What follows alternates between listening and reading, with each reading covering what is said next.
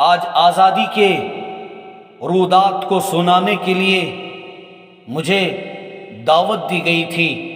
میں آپ حضرات کے سامنے حاضر ہوا ہوں ایک خادم کے لحاظ سے اور ایک طالب علم کے لحاظ سے۔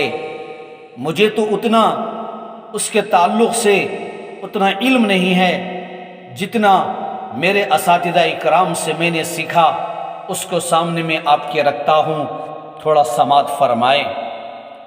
جو شروع ہوتی ہے جنگ آزادی وہ کوئی معمولی نہیں ہے، ایک عظیم جنگ آزادی کا یہ قافلہ چلا 200 سال تک برابر۔ اس کے پیچھے لگنے کے بعد اس ہندوستان سے انگریز کا خاتمہ ہوا۔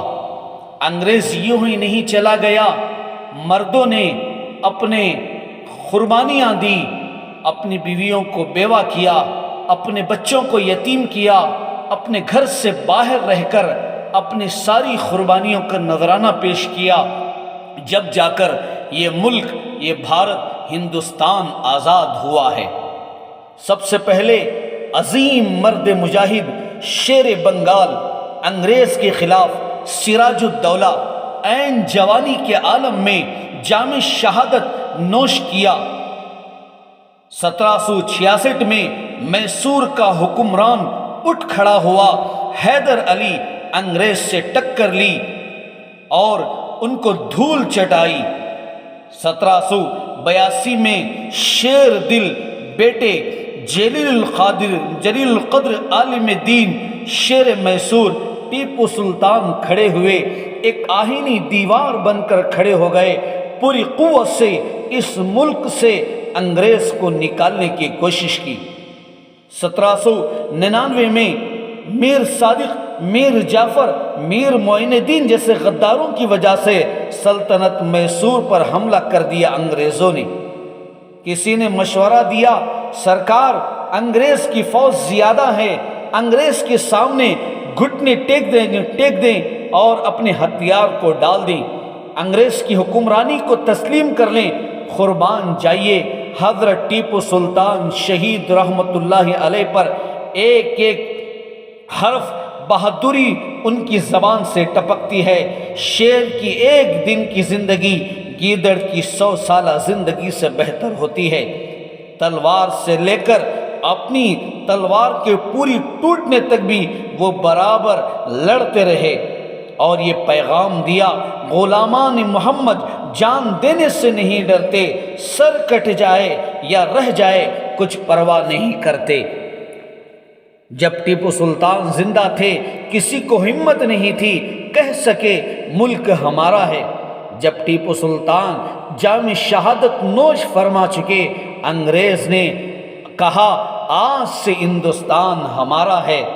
سن 1799 میں ٹیپو سلطان کی شہادت ہوئی۔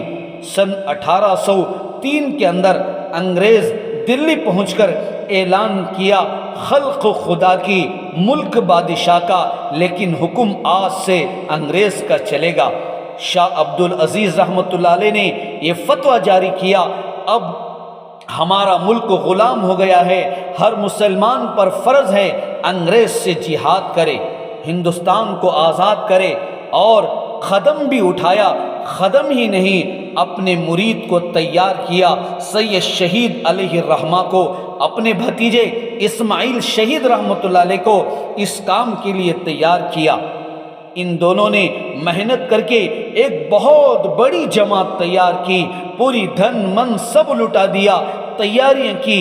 علماء کی قربانی کے بعد ایک نیا طرز آزادی کا شروع ہوا، مدارس کا جال بچھایا گیا، مدارس کو قائم کرنے کی کوششیں کی گئی۔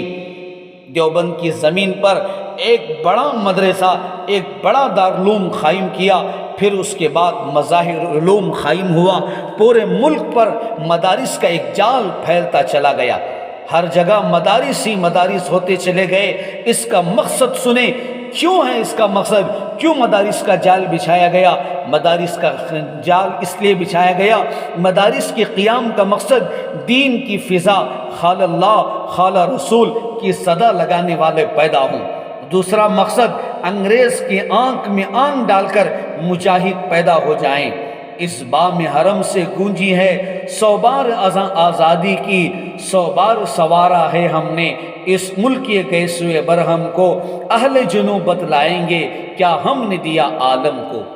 السلام علیکم ورحمۃ اللہ وبرکاتہ۔